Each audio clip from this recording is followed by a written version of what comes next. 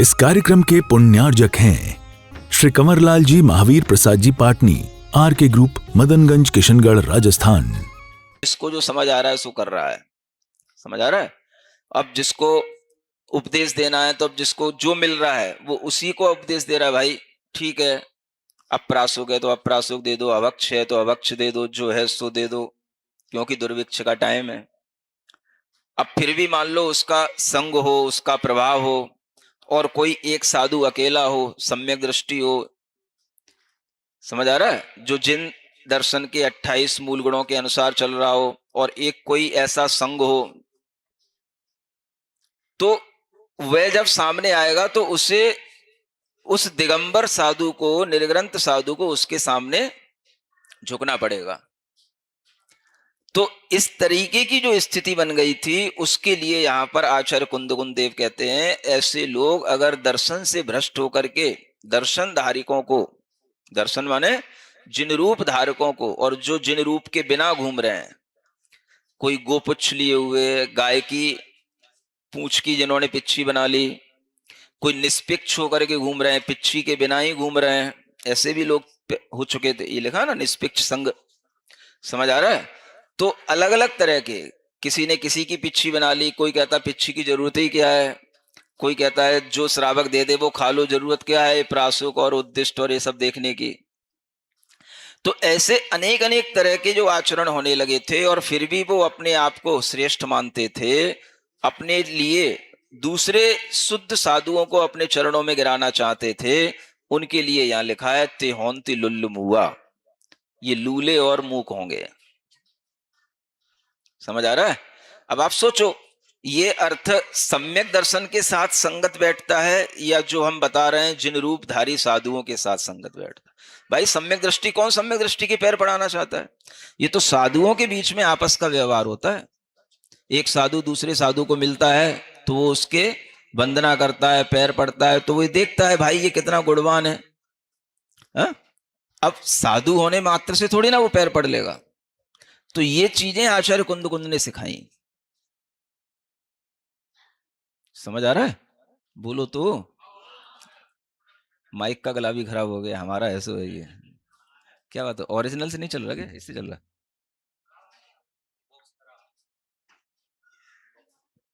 बस सब दिक्कतें एक साथ ही आती हैं। हमारा गला गड़गड़ा रहा है तो वो भी गड़गड़ाने लग गया है।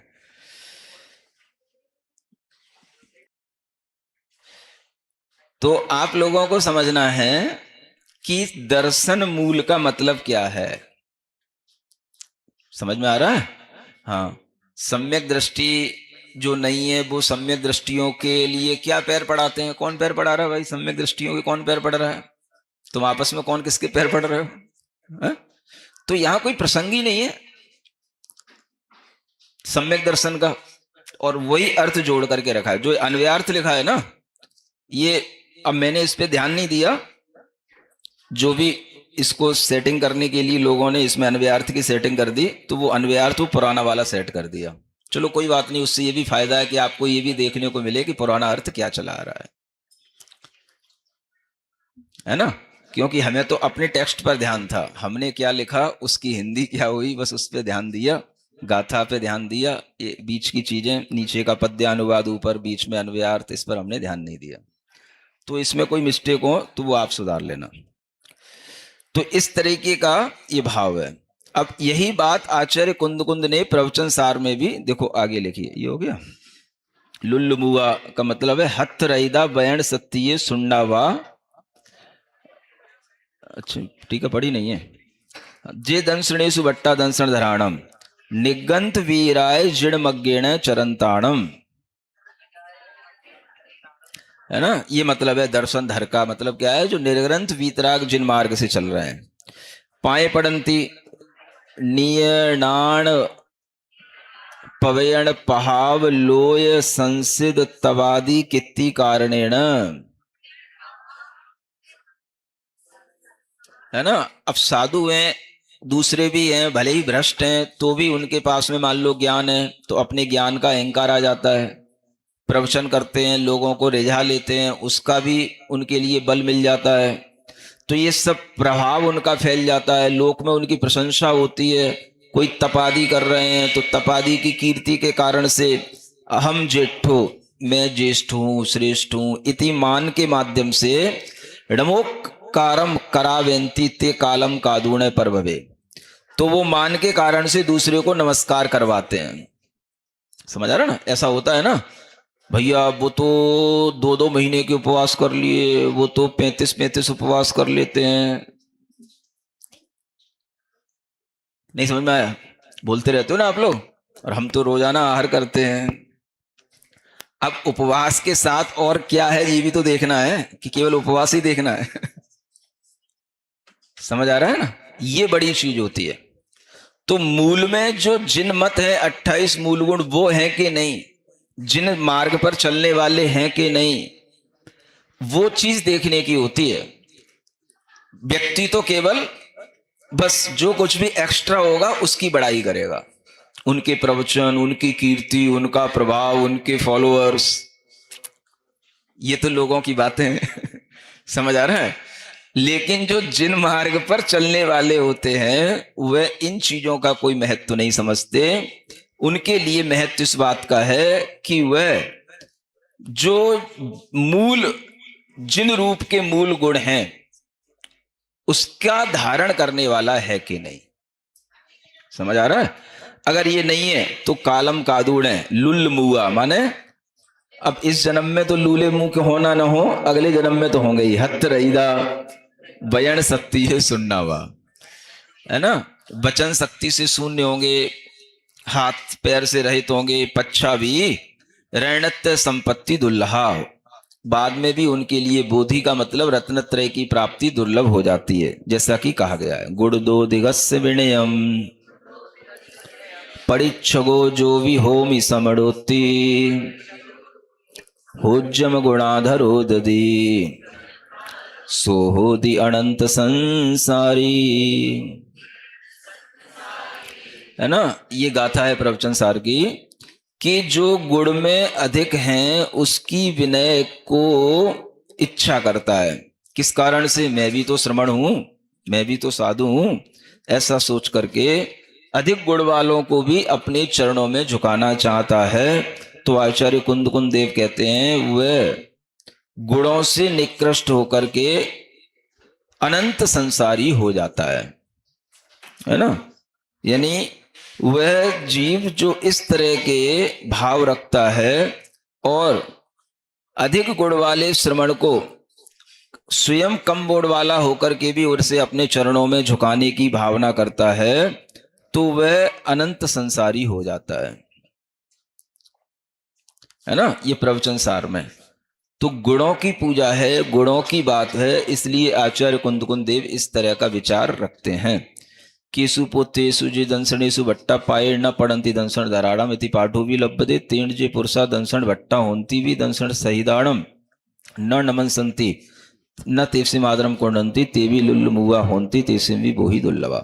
एक पाठांतर के रूप में ये भी मिल जाता है, जे दंसणेसु भट्टा पाये न पड़ंती दंसण। तो इसका अर्थ ये निकालना कि जो दर्शन में भ्रष्ट होते हुए भी दर्शन से सहित हैं, उनको नमस्कार नहीं करते, उनका आदर नहीं करते, वे भी लुल्ल मुए हो जाते। एक तो पाए पड़वाने वाली बात, और एक जो है स्वयं दर्शन से भ्रष्ट है लेकिन फिर भी जो दर्शन गुण से युक्त हैं, है ना, उनका वह आदर नहीं करता, पैर नहीं पड़ता, तो वो लुल्ल मुआ हो जाता। ये इससे दूसरा अर्थ निकलता है। इस तरह से अविवरी भावेण तमप्रा तपरूपणा कीर्दे। अब विपरीत रूप से भी इसी बात की प्रूपणा की जाती है। जेवी पड़ंति चतेसिम जानंता लज्जगारव भयेण तेसिम पिणत्थि बोहि पावम अणिमोयमाणाणम।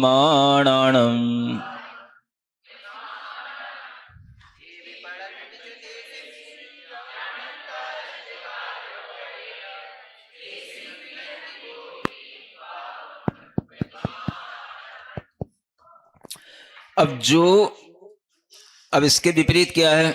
अब कोई जानबूझ करके जे पड़ंती तेसिम, तेसिम माने जो गुणहीन हैं उनके पैर पड़ रहा है, कोई गुणवान अपनी इच्छा से ही पड़ रहा है। क्यों पड़ेगा भाई? लज्जगारव भयेण, अगर उसे उसके सामने लज्जा आ जाए, है ना, या उनका गारव देख ले, बहुत गौरवान्वित हैं, तो वह उनके पैर पड़ने लग जाए, तो आचार्य कहते हैं उसके लिए भी बोधि नहीं आएगी, क्योंकि वो पावम अणुमोय माणाणम, पाप की अनुमोदना करने वाला है ना। ऐसे पाप की अनुमोदना करने वालों को भी बोधि की प्राप्ति नहीं होगी। तो ये पूरा का पूरा एक साधु का आचरण सिखाया जा रहा है यहां पर, दर्शन प्राव्रत, समझ आ रहा है, न कि सम्यक दर्शन सिखाया जा रहा है। इसमें सम्यक दर्शन की कोई बात है ही नहीं। साधु के आपस में आचरण, आपस में समाचार कैसे होने, आपस में उनकी, है ना, good morning tata bye bye कैसे होनी, ये सिखाया जा रहा है। हाँ, ये कोड ऑफ कंडक्ट है।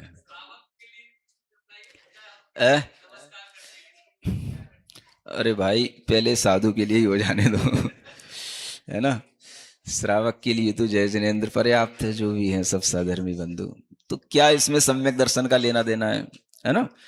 तो जे दंसन सईदा भी है, जो दर्शन से सहित भी हैं फिर भी तेसिम दंसन भट्टाणम, जो दर्शन से भ्रष्ट हैं और ये जानते हैं जाननता, फिर भी लज्ज गारव वैण पड़ंती तेसिम भी पावम, फिर भी लज्जा और गारव के कारण से उनके पांव में पड़ते हैं, तो उनकी पाप की अनुमोदना के कारण से वह बोधि को प्राप्त नहीं होते हैं। मिच्छादिठीणम प्रशंसा भी मिच्छत पावस्य समत्थ कारणादो, समर्थन कारणादो पावम ही दे दी, है ना। जो सम्यक मार्ग पर नहीं है ऐसे मिथ्या दृष्टियों की प्रशंसा भी मिथ्यात्व रूपी पाप का कारण होने से पाप देता है।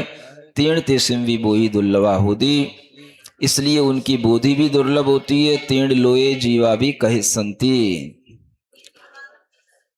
है ना। इसी कारण से लोक में जीव भी कहते हैं, कहेंगे जम इमो साहू अई गव्यो अथी अंडो तु तस् दंसनट्टम सवीम मागदो, है ना। ये जो साधु था ये तो बड़ा गर्वीला है, अति गर्वित है। जो अन्य जो साधु है उसके दर्शन के लिए आया, उसके समीप में आता है, हत्थाण मंजलि बद्दो उदूणे पिछड़ा बंदे दी पावम पड़े, है ना। तो वह क्या करता है, हाथ से अंजलिबद्ध होकर के पिच्छिका से वंदना करके पैरों में गिरता है।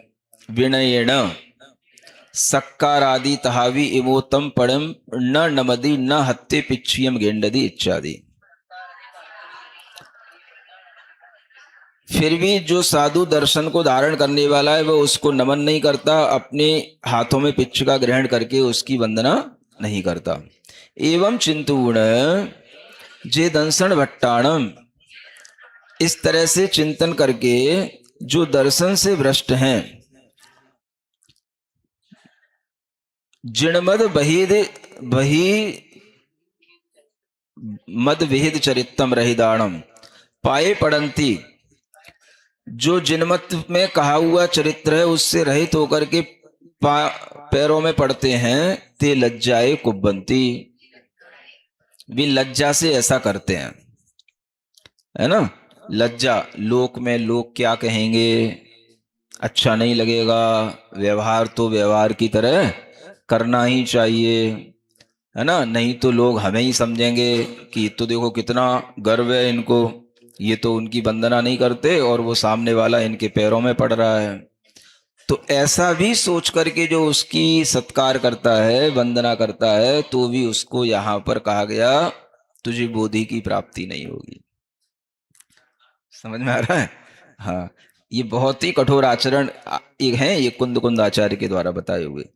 इसी तरीके से तहेव गारवो तिभियो, ऐसे ही 3 प्रकार का गारव होता है। रस्सी इड्ढी 7 गारव वहेण, रस गारव रिद्धि गारव 7 गारव, है ना। अब जिणमद विरहित चरित्र रहित नहीं, तथ्य जिणमदम्मी दिखदा भी, अब जिनमत में दीक्षित होकर के भी कितने ही साधु, है ना, महाधनी सावय मज्जे ही वसंती, है ना। अब ये रस गारव कहलाता है। देखो भाई, मैं तो महाधनी श्रावक के बीच में ही रहता हूं, है ना। भोयडम कुबंती संपई काल जड़ेद सब सुसारणानी सेवंती। इस काल में जितने भी सुख के साधन है सभी का सेवन करता है। भोजन लालसाए जह इच्छम उन्नम उन्नम पूड़ी आदिगम अई सीधम जलादियम भुंजंती। समझ आ रहा है। ये सब जो सुख साता के साथ रहने वाली चीज है, जिसे आजकल लोग अच्छा मानते हैं, भाई महाराज बहुत अच्छे से सुख चैन से तो रह रहे हैं कम से कम। समझ आ रहा है। तो ये क्या है, ये रस गारव से रहने वाले लोग हैं, इसको रस गारव कहते हैं। सदैव रागवंत सावय सावियासु परिवारंती तेड़ते चारित इमाणम मोत्तुणे प्रमादड़ो भवंती। हमेशा राग से युक्त रहने के कारण से वे ऐसे प्रमादी हो जाते हैं कि उन्हें चारित्र का अभिमान भी नहीं रह जाता है ना। एदेन कारणेन ते चिंतन्ति जो व्यवहारो लोए सब्बाणम रोचेदी तमेव कर्णिज्जो इति रस गारवेण दंसन भट्टाए पाए पड़ंती।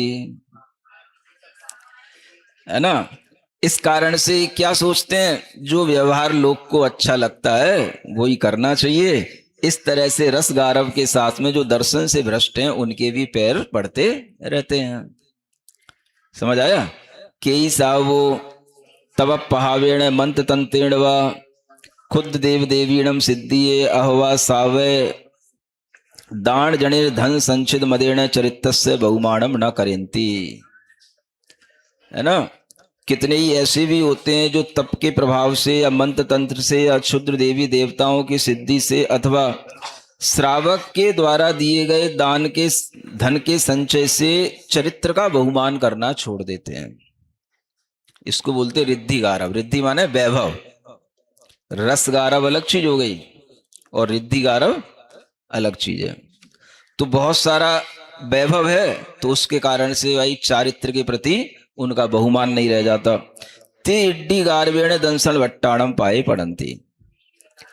तो वे अपने रिद्धि गारव से जब युक्त हो जाते हैं तो उन्हें फिर चरित्र का बहुमान नहीं रह जाता, इसलिए भी वो दर्शन से रहित हैं, उनके भी पैर पड़ लेते हैं और लोक में उनकी बड़वाई होती है कि देखो कितना बढ़िया साधु साधु के साथ में बराबर का आचरण करता है। इससे कितना अच्छा मैसेज जाता है महाराज, सोशल एकता बनती है इससे।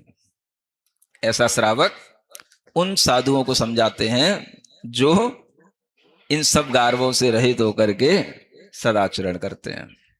सुन रहे हो, बोल नहीं रहे हो, समझ आ रहा है कुछ। जे खलु साधा वेदनी नो कम्मोदयेण सदा निरोगिणो सब पयारेण अनुकूल वातावरणे सुवीण जीवंती तेवी स्वयं परिसय आदि सहण दूरगा चरित वट्टा दंसन वनाट्टाणम पाए साध गारवेण पाड़ंती।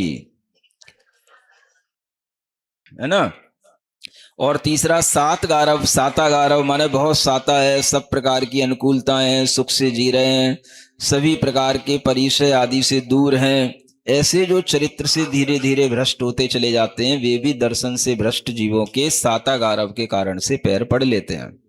तहेव इमो साहू राय मंती सेठी आदि जणई पूजदो तेण एदस्य वंदना आदि करणे मज्ज बाहा जायज इति बहेण कई दंसन भट्टाणम पाए पड़ंती। क्या मतलब हुआ, माने इसी प्रकार से यह साधु राजा मंत्री श्रेष्ठी आदि जनों के द्वारा पूजित है, इस सोचकर के भी उसकी वंदना आदि उसकी करने में मुझे कोई बाधा नहीं है, ऐसा सोच करके भी उसके जो दर्शन से भ्रष्ट है उसके पैर पड़ लेते हैं। तो ये सब होता है ना। तो इन सब चीजों को यहां पर समझना है। किम कारणेन ते बोहिम न लभंती थी। अब जो ऐसा कर रहा है तो क्या कारण हो गया जो उसे बोधि की प्राप्ति नहीं होगी थी। चारिताराणाय बिना तदुपलब्धिये अहावादो। चरित्र की आराधना के बिना बोधि की प्राप्ति कभी नहीं होती है। जे खलु चरिताराह्या होंती ते स्वयं भी अपमादेण आयारमग्गेण चरंती पालंती चारित्रम पालंती। है ना। जो चरित्र की आराधना करने वाले होते हैं वे बिना प्रमाद के स्वयं आचार्य मार्ग से चलते हुए चारित्र का पालन करते हैं। ते कयावी हीण चारित्र धराणम न लज्जा आदि भयेण पाए पड़ंती। ऐसे जीव कभी भी हीन चारित्र को धारण करने वालों की लज्जा आदि के भय से कभी उनके पैर नहीं पड़ते हैं, चाहे वो अपने आप में कितने ही, है ना, राजाओं से, मंत्रियों से, श्रेष्ठियों से पूजित हो, उससे कोई मतलब नहीं है। एवं भी करणे दंसन चारित्र भट्ट प्रसंगा दो, यदि वो ऐसा करते हैं तो फिर उनके दर्शन भ्रष्ट और चारित्र भ्रष्ट होने का प्रसंग आ जाता है। यह प्रवचन सार में कहा गया है। अधिक गुणा सामंडे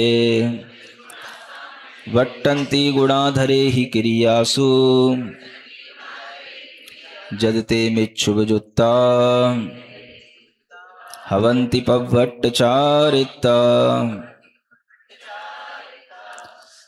है ना। ये प्रवचन सार की गाथा है। जो अधिक गुण वाले होकर के भी, श्रामंड में तो अपने आप में अधिक गुण वाले हैं, लेकिन जो गुणों से हीन हैं, उनके साथ में क्रियाओं में उनकी तरह ही वर्तन करते हैं, तो वे मिथ्यात्व से युक्त हो जाते हैं और चारित्र से भ्रष्ट हो जाते हैं। ऐसा प्रवचन सार में इन्हीं आचार्य कुंद ने स्पष्ट लिख रखा है। समझ आ रहा है ना? हाँ, इसलिए ये बहुत बड़ी चीज है। अगर श्रावक सीख ले तो क्या सीख रहे हो? श्रावक तो चलो कुछ जानता है, नहीं जानता अलग मैटर है, लेकिन साधु तो सब जानता है कि किस साधु किस तरह के चारित्र का पालन करता है ना। तो श्रावक आकर के जब कोई समझाता है कि महाराज आपको भी ऐसा कर लेना चाहिए, है ना, आपको भी मंच साझा कर लेना चाहिए, तब समझ में आता है कि श्रावक को केवल बस बाहरी चीजें दिख रही हैं, इसे भीतर कुछ भी नहीं दिख रहा है ना। तो इस तरह की चीजें क्यों नहीं होती हैं, क्यों नहीं की जाती हैं, इनके बहुत बड़े बड़े रीजन इन आचार्य कुंद के ग्रंथों में दिए हैं। चाहे वो प्रवचन सार हो, चाहे ये दर्शन पावड़ हो, इसको पढ़ेंगे आप तब आपको सब कुछ समझ आएगा। इसलिए ये दर्शन पाहुड़ आदि ग्रंथ सम्यक दर्शन की महिमा के लिए मात्र नहीं है, ये जिन दर्शन के जिन रूप को सही लाइन पर लाने के लिए है ना। ये आपको समझना है। आज इतना ही रहने देते हैं। काउडड़ मुक्कारम जिड़वर वसहस वड्डमाणस दंसणमग्गम वोच्छामि जहा कमम समासेण।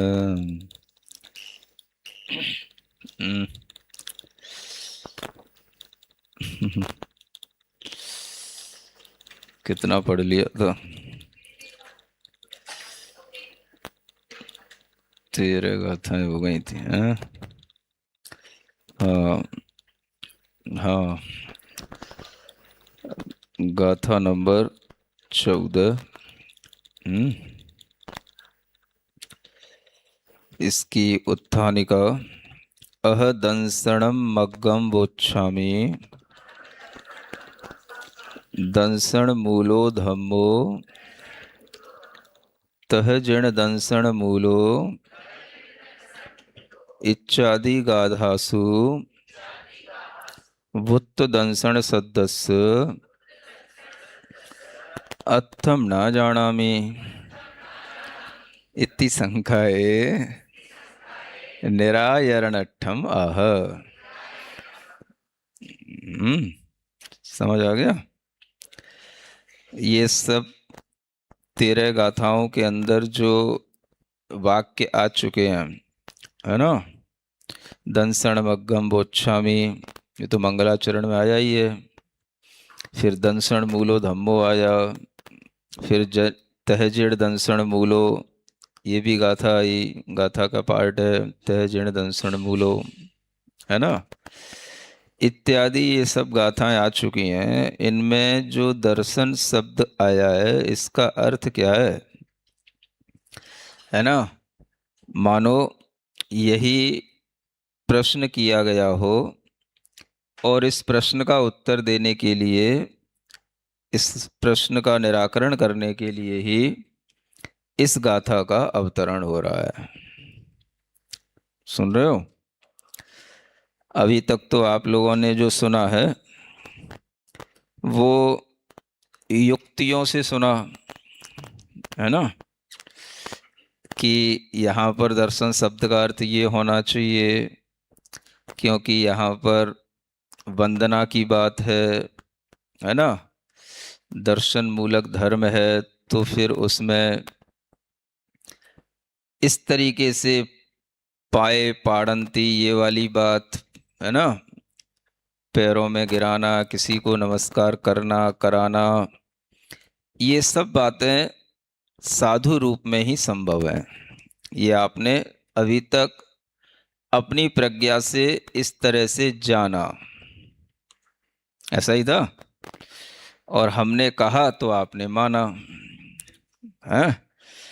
तो ये भी आपको एक थैंक्स देने वाली बात है कि चलो कम से कम माना तो सही है। तो यही कहा जाता है कि सम्यक दर्शन भी अगर कोई चीज है तो इतनी ही चीज है ना, जिस तरह से गुरु ने बता दिया उसको उसी रूप में स्वीकार कर लेना, इससे भी सम्यक दर्शन बना रहता है। ये बात जीव कांड में कही गई है, उवेठम पवेड़म, है ना, जो सद्दहति, जो उपदिष्ट प्रवचन को गुरु के द्वारा श्रद्धान कर लेता है वह सम्यक दृष्टि है, और जो नहीं करता है वो उसके विपरीत है। समझ आ रहा है? तो गुरु कभी आपके लिए जो कह रहे हैं वह हो सकता है उस समय पर आपको समझने में थोड़ी सी कठिनाई हो कि आप कह रहे हैं तो हम मान तो ले रहे हैं, लेकिन फिर भी हमारा मन तो अभी नहीं कह रहा है, क्योंकि अभी बहुत ज़्यादा स्पष्ट नहीं हुआ है। ऐसा भी भाव आता होगा ना आप लोगों को? नहीं आता? सब सम्यक दृष्टि बन गए मतलब। तो आता भी होगा, जिनके पास थोड़ी तर्क शक्ति अच्छी होती है तो विचार करते हैं कि ये युक्तियों से कहा जा रहा है और अर्थ इस तरह से निकाला जा रहा है, फिर भी अभी कहीं ना कहीं और अधिक स्पष्टीकरण की आवश्यकता है। तो मानो वही स्पष्टीकरण करने के लिए यह गाथा नंबर 14, ये दर्शन पाहुड़ की रीढ़ है ना, दर्शन पाहुड़ की यह मूलभूत गाथा है जिसके ऊपर ये दर्शन पाहुड़ टिका हुआ है। इसलिए अब तक के प्रसंग में जितनी दर्शन की बात हुई है उसका एक तरह से अब यहाँ पर उपसंहार सा किया जाएगा, कुछ और एक दो गाथाओं के बाद में। अब यहाँ पर अंत में जो आपके मन में प्रश्न चल रहा था कि दर्शन का मतलब वास्तव में क्या होना चाहिए, क्या ये दर्शन का अर्थ आचार्य कुंद कुंद को इष्ट है या आपको इष्ट है, ये भी एक प्रश्न है ना। आप ही इसका ऐसा अर्थ निकाल रहे हो या आचार्य कुंद कुंद का यही अर्थ भाव था, और उनका भाव तो कैसे पता पड़े, वो तो अब है ही नहीं है।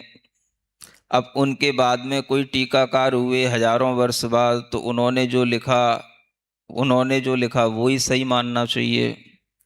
फिर उसके भी हजारों वर्ष बाद आप और एक नए पैदा हो गए, तो किस किस की माने, क्या माने? समस्याएं तो घिरती जा रही ना।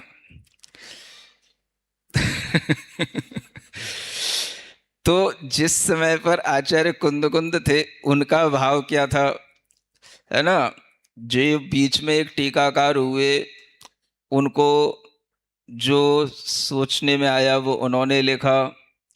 अब यहाँ पर जो आप नंदिनी टीका में उसको भी कुछ है ना एक तरह से गलत ठहरा रहे हैं या चैलेंज दे रहे हैं, तो ये क्या सही है? आचार्य कुंद कुंद का अभिप्राय क्या है? तो कई बार तो लोग जो टीका में लिख गया होता है, किसी ने भी एक बार संस्कृत में टीका कर दी या हिंदी में वचनिका कर दी, तो वही सर्वज्ञ वाणी मान करके चलना पड़ता है, क्योंकि हमें क्या पता जैसा आप उसकी व्याख्या कर रहे हैं हम उसको मार रहे हैं। तो बेचारे श्रावकों का तो कोई दोष है ही नहीं, है ना। अब ये तो उसको पूर्वा पर बार बार पढ़ें, बार बार उसके बारे में सोचें, बार बार कहीं कोई गुरुओं से कुछ नया ज्ञान मिले तो कुछ नई सुधार की संभावना बनती है। अब आप सोचो, ईसा की प्रथम शताब्दी, फिर एक बीच में संस्कृत इसकी एक टीका है अष्टपावड़ की, है ना, और फिर बीच में एकमात्र वो टीका है संस्कृत की जिसकी पंडित पन्नालाल जी ने हिंदी कर रखी है। तो एकमात्र वो टीका है, उसी के आधार पर फिर सारा का सारा जो ज्ञान ये चल पड़ा उसी टीका के आधार पर। तो वो भी एक बहुत बड़ा अंतराल हो गया। और उसके बाद आज, है ना, 2026 चल रही है तो मतलब 2000 से ज्यादा वर्ष के बाद में अब क्या समझा जाए, क्या सही है क्या गलत है। अब जो चल पड़ा होता है उसको रोकना, उसको चैलेंज करना, फिर कुछ नया बताना, ये एक बहुत बड़ा रिवॉल्यूशन है है ना। ये एक बहुत बड़ा अपने आप में एक तरह से विद्रोह खड़ा करना है, हिंदी में बोले तो, है ना। लेकिन यह सोच करके कि हम अगर सही ज्ञान समझने के बाद भी ना कह पाए, ना बता पाए, तो ये भी उस ज्ञानी की एक बहुत बड़ी भूल कहलाती है। कहीं कोई भूल हो सकती है, हुई हो, और उस भूल को सब लोग दोहराते आए हों, समझ आ रहा है ना, तो लोग एकदम से स्वीकार नहीं कर पाते। उनने भी तो ऐसा ही कहा था, उनने भी तो ऐसा ही पढ़ा था, उनने भी तो ऐसा ही समझाया था, उनकी इसी टीका को लेकर के तो आज तक सब पढ़ते आए हैं, अब ये नया क्या है। तो ये नया अपने मन का कुछ भी नहीं होता। सामने प्रमाण होता है तो युक्तियां भी लगाई जाती हैं। युक्तियां पहले नहीं आती हैं, युक्तियां बाद में बनती हैं, पहले चाहिए प्रमाण। समझ आ रहा है। तो जब आपके पास में कोई प्रमाण होता है तो फिर उसको सिद्ध करने के लिए फिर युक्तियां जो काम करती हैं वो उसके लिए अकाट्य कहलाती हैं। तो अभी तक आप लोगों ने जो कुछ भी पढ़ा वो सब युक्तियां थी, है ना। इसका अर्थ ऐसा होना चाहिए, ऐसा नहीं लेंगे तो फिर ऐसा अर्थ यहाँ अर्थ संगत नहीं है। तो ये सब अपन युक्तियां थी, सुन रहे हो। अब प्रमाण आपके सामने आया है जो ये 14वीं गाथा में है। पूरे दर्शन पाहुड़ की मूल रीढ़ यह 14 नंबर की गाथा है। क्या सुन रहे हो। हाँ, इसी से सब डिसाइड होना है। दर्शन पाहुड़ में दर्शन का मतलब क्या, यह खुद आचार्य कुंद देव अब यहां पर कह रहे हैं। शुरू में प्रतिज्ञा की थी मैं दर्शन मार्ग को बताऊंगा।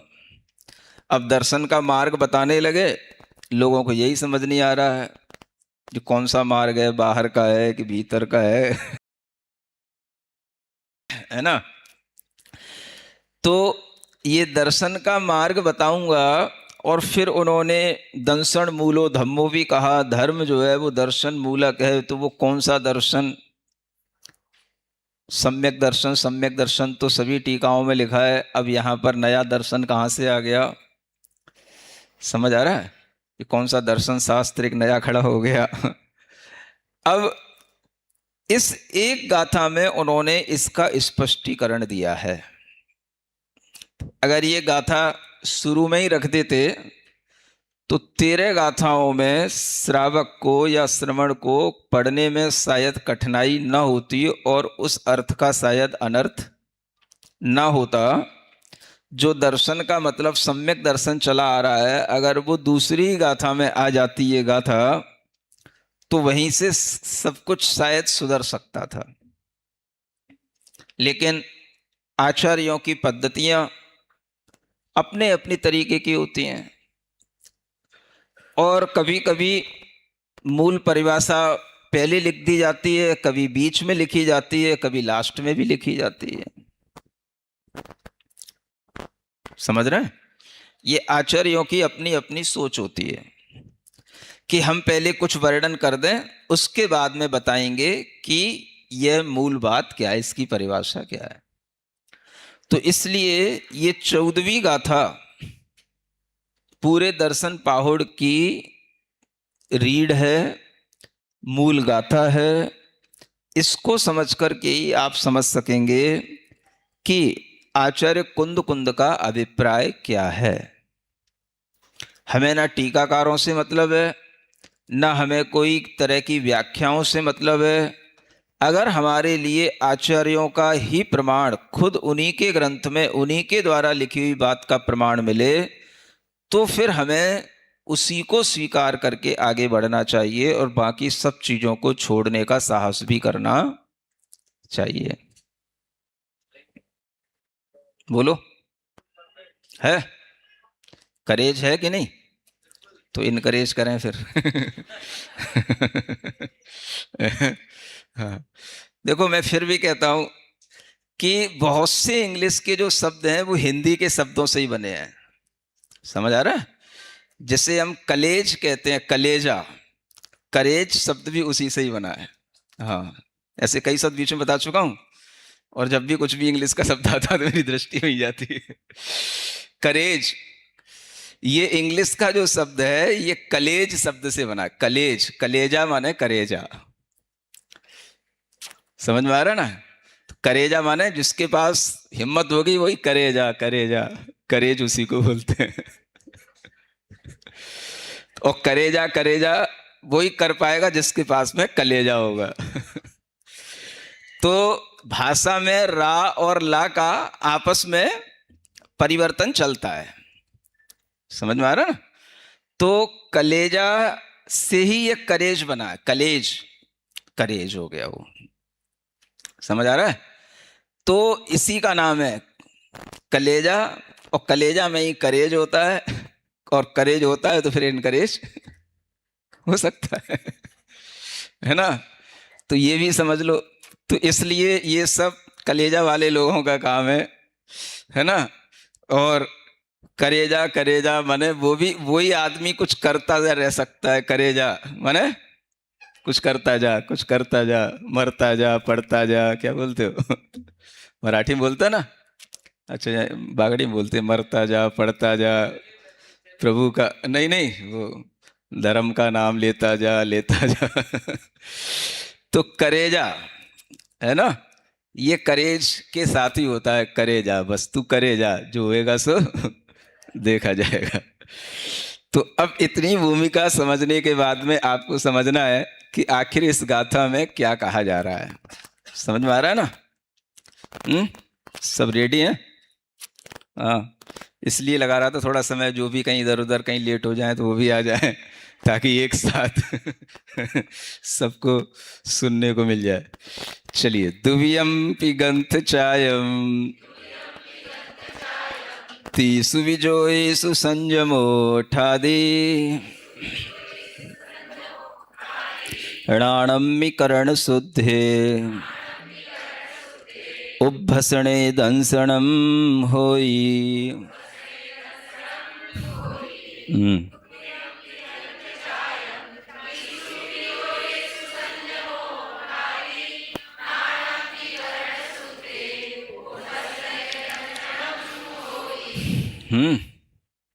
अब यहां कहते हैं दंसनम होई, है ना? दर्शन होता है। ये अब दर्शन पाहुड़ में जो दर्शन आया है दंसन, उसका दर्शन अब यहां पर हो रहा है ना? दर्शन क्या होता है? दुवियम्पि गंथ चायम, दो प्रकार के ग्रंथ होते हैं। ग्रंथ माने ग्रंथ, परिग्रह, ग्रंथि जिसको बोलते हैं, उनका त्याग करना। दो प्रकार के परिग्रहों का, बाहरी और भीतरी परिग्रहों का त्याग जिसमें होता है। तीनों योगों में जो संयम से स्थित रहता है, चाहे गर्मी हो, चाहे सर्दी हो, चाहे बरसात हो, संयम नहीं छोड़ना, संयम के साथ स्थित रहता है। इस कार्यक्रम के पुण्यार्जक थे श्री कंवरलाल जी महावीर प्रसाद जी पाटनी, आर के ग्रुप, मदनगंज, किशनगढ़, राजस्थान।